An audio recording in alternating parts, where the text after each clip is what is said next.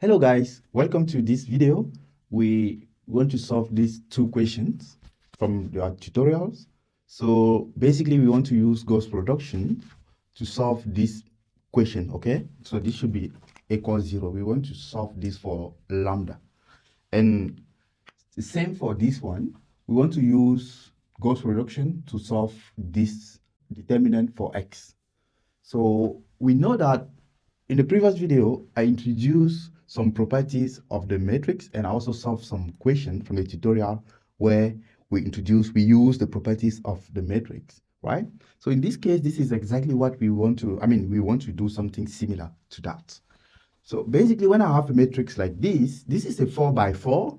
Remember, the row or the column I will fix to do my expansion is the column or the row that the highest number of zeros, right? So when you look at this, you can clearly see that the second row, this is the second row, have only one non-zero terms, right?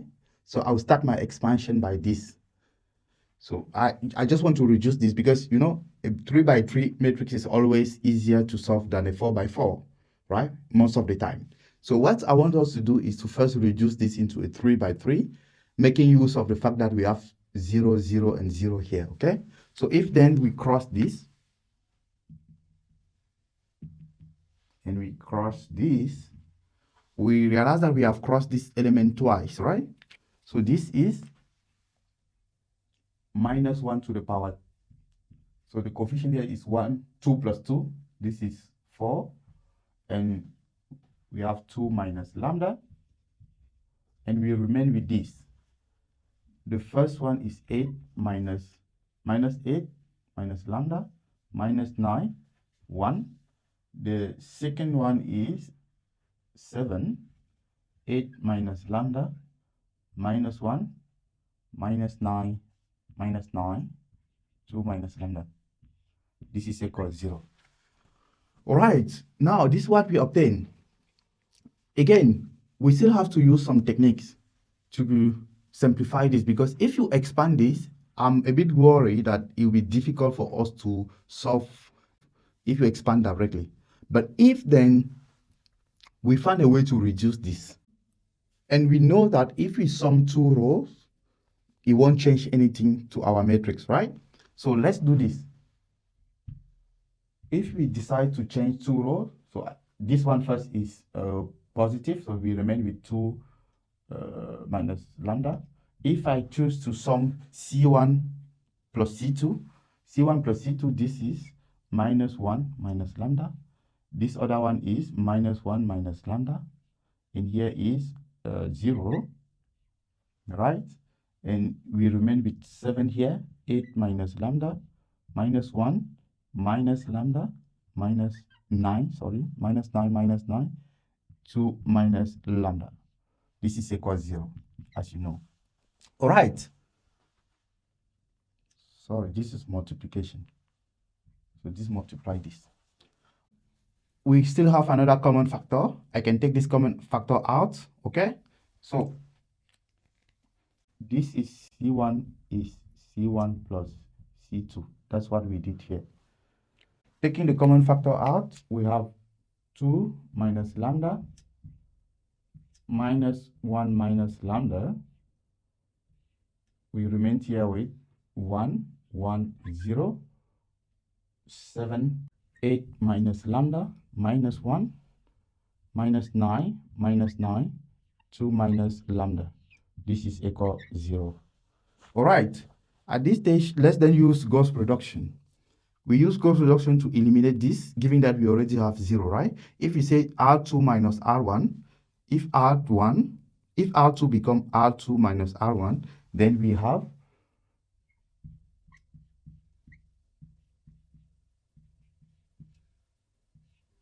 1, 0, 0, R2 minus R1. This is 1 minus lambda, minus 1, 1, 0, 2 minus lambda. This is equal 0. We can continue with Gauss reduction. Of course, we just have to transform these guys into 0, and that will be enough. The determinant will be just the product of the diagonal elements. that is one way. Another way is just to do the normal expansion following the second row, right? If we do the normal expansion following the second row, we have first the coefficient in front is 2 minus lambda. This is minus 1 minus lambda. And we multiply now with 1 minus lambda. And remain with this 1, 0. And this is 1, 2 minus lambda. So this is equal 0. All right. If we do the expansion here, we see that you have 2 minus lambda. So finally, we have 2 minus lambda squared minus 1 minus lambda and 1 minus lambda. So this is equal 0, as you know. So finally, we have lambda equal 2, lambda equal minus 1, and lambda equal 1. So these are the values of lambda we obtained here. All right, let's look at this second example. We want to find all values of x for which this determinant is equal 0. Again, we have to use some properties of the determinant here, okay? I know that I have similar coefficients here, and it is easy if I sum up or if I subtract two columns. Since this and this are similar, I'll obtain 0. So let's say that if we take C1, become C1 minus C2. This is an example. If we rewrite this, we obtain the following. C1 minus C2, this and this is x. This minus this is minus x.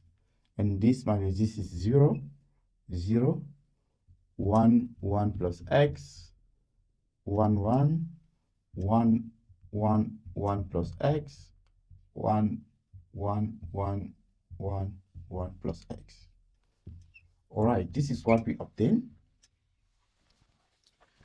We can see that the first row is multiplied by 1x everywhere. So if we factorize this, we have x times 1 minus 1, 0, 0, 1, 1 plus x, 1, 1, 1, 1, 1 plus x, 1, 1, 1, 1, 1 plus x. For the next step, here I want to eliminate this minus 1, okay? So if I sum the first row and the second row, so if the second row becomes, if we say the second row becomes second row plus the first row, we obtain the following. X, we start with the coefficient we have in front. This is 1, 0, 0, 0.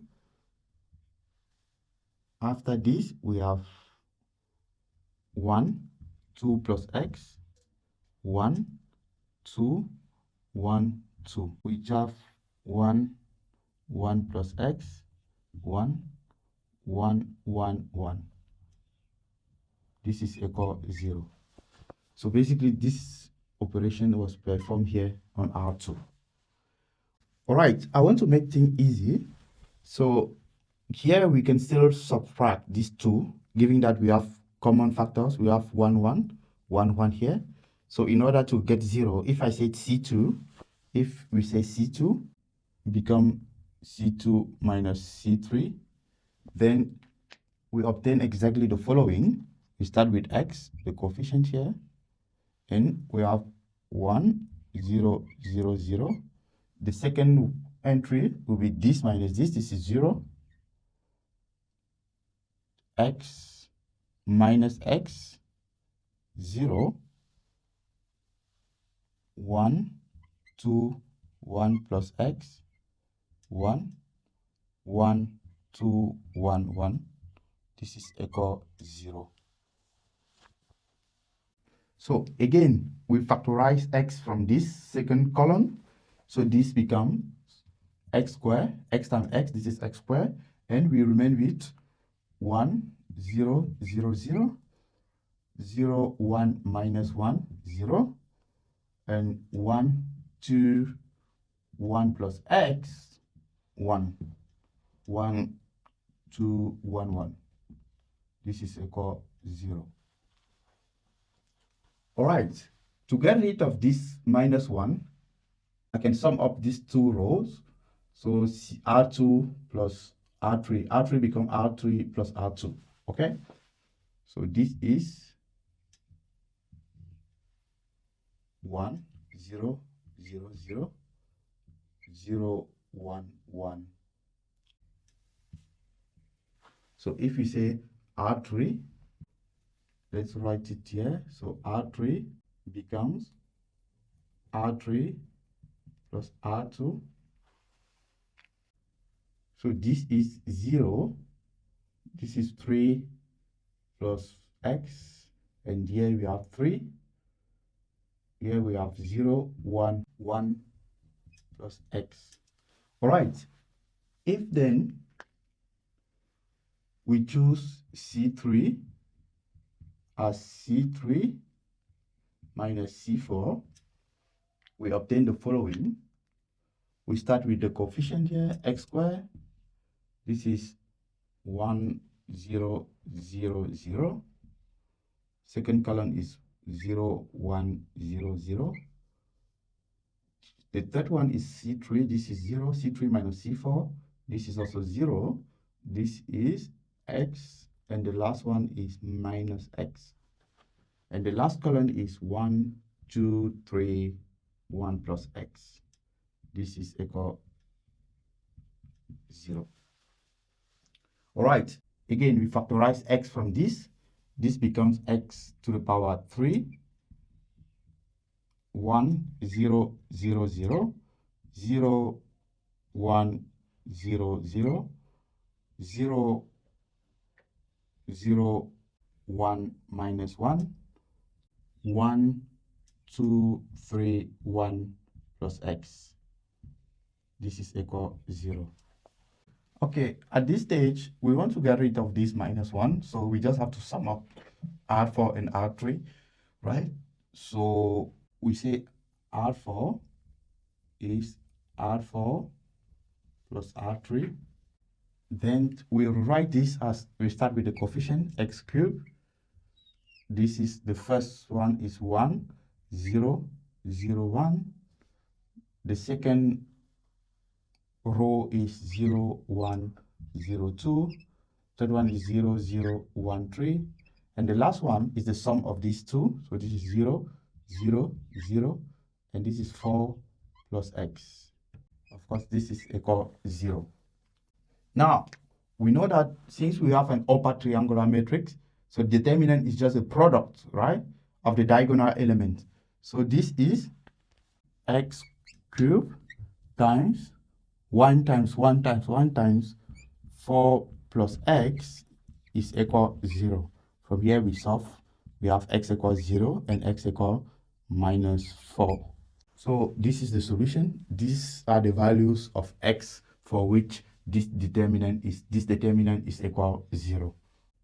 Basically here we've been using columns and row at the same time. So we don't only use row or columns, so we can get situations where we have to combine rows and columns, as I did in this example. All right, that's all for this video. Thank you.